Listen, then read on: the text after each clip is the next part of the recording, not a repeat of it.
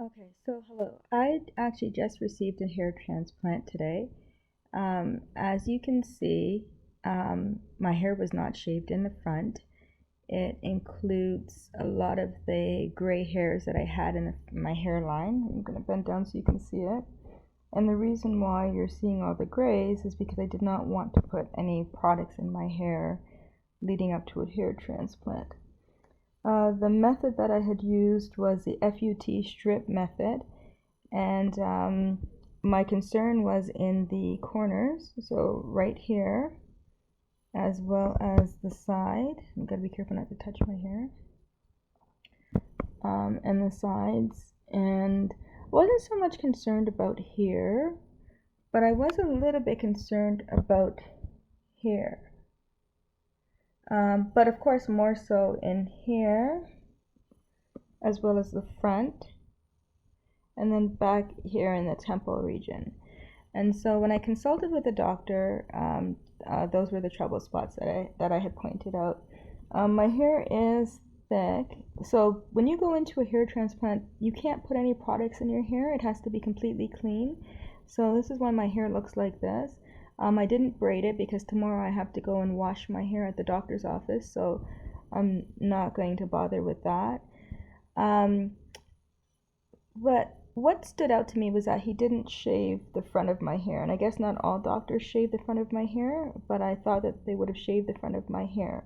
So I don't know if you can see some of those blacker kind of, they look like sesame seeds, spots on my head, but those would be the transplanted hairs. I used the FUT method.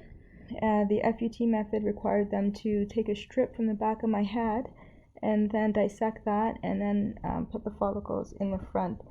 Because I'm in my bedroom by myself, I can't really show you what that looks like, but I'll try to show you tomorrow because I'll try to keep vlogging what I'm doing. But damn, I have so much gray hair. Oh my god, it's ridiculous. I hate all these grays, but it is what it is.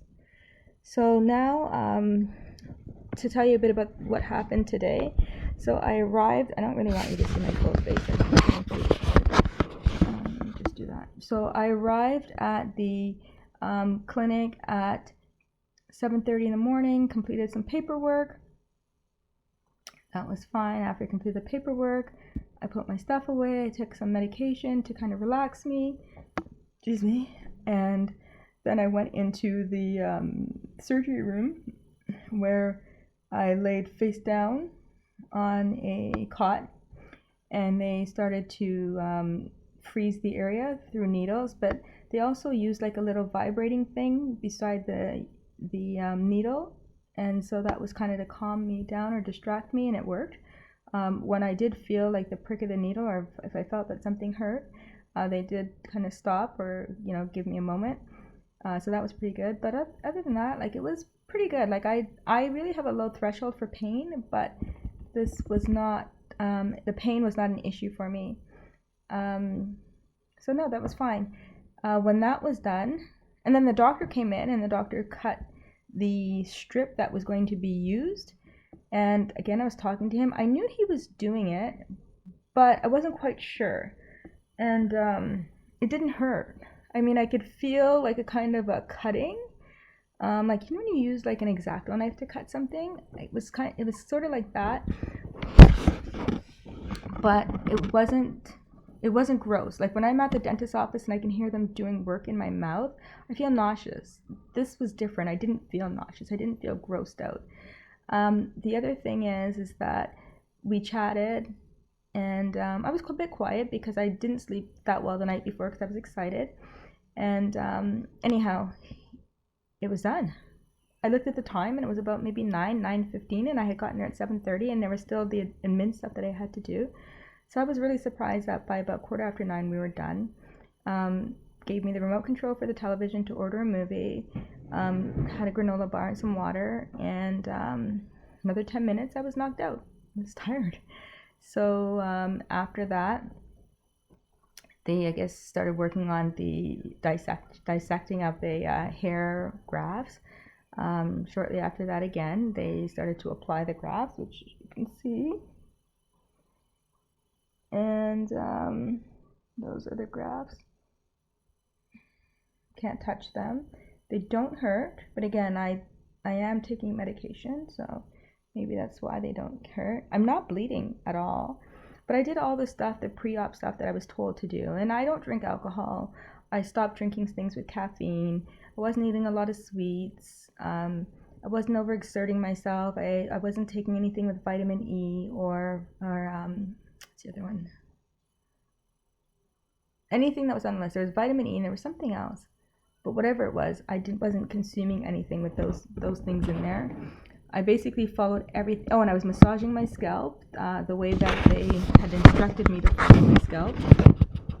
So I did every single thing that I was supposed to do. Try not to be stressed out. I watched TV the night before. I went to bed early, even though I got up very early in the morning. And yeah, that was it. So husband dropped me in the morning for 7:30. I had a breakfast. I took one of the pills that I was required to take, and that's it. So my husband came and he picked me up at about 3:30. So it was pretty short. I thought it was going to be much longer. It's because at 7:30, 8:30, 9:30, 10:30, 11:30, 12:30, 1:30, 2:30, 3:30. So about 7 hours. But for some reason, I don't know. I thought I was going to be there till about 5 o'clock. The other thing I should tell you is I am slightly older. I'm 46. But I don't know if it would have been necessary when I was in my 30s. I don't do a lot of like stressful things to my hair. I just think this is, but of course I'm a black woman, so everyone tells me it's traction alopecia, but I think maybe it's just female pattern baldness in my case. Maybe a little bit of traction alopecia, but I think that there's a lot more going on health-wise, but it didn't matter. I still wanted this hair transplant done. I'm showing you closer the area. So what had happened was my hairline originally was probably around here. Being careful not to touch it. But I noticed that, like, not including the grays, like the black part of my hair, the thicker part of my hairs were more up to here, right? And then this part here was like really thin. And you didn't notice it so much if I dyed my hair, but I'm getting tired of dyeing my hair. And the other thing too is that it's thinner, and so that means when I want to wear a ponytail, and it looks stupid. And a lot of people like to, I guess, paste down their baby hairs and do this little swirly thing with it. Well, I'm mid-40s. To me it looks a little bit dumb. For me.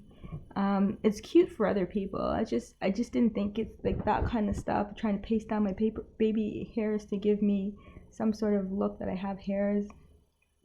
No, I don't want the camouflage techniques. I want the real thing. So that's what I wanted.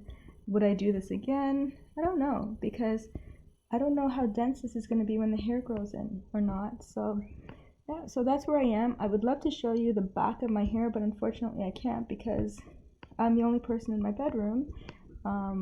And my daughter is not always the kindest when it comes to getting help from her, even though she's 11.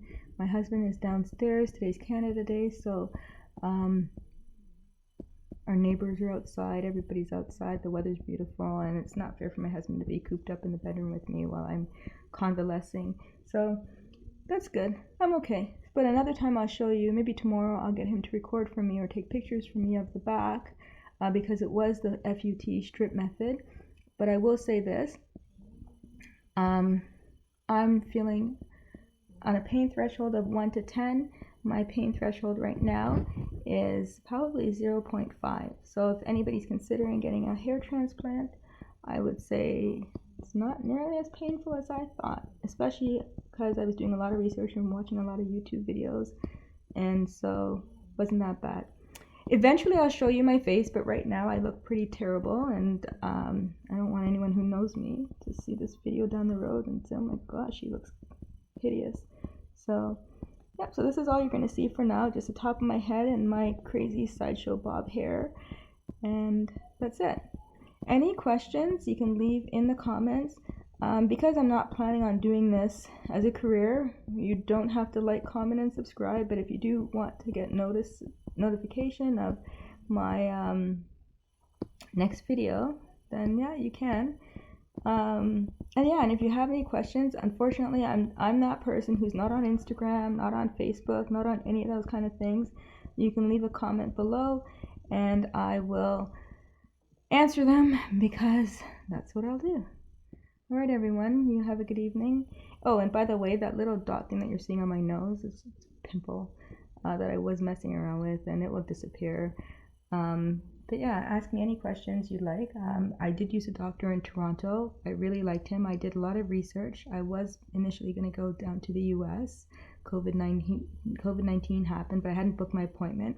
But it was really important for me, however, to have a doctor where I could get continued aftercare and follow-up that was accessible, and to also get a doctor who wasn't annoyed with all of the emails and comments and videos that I would send to him.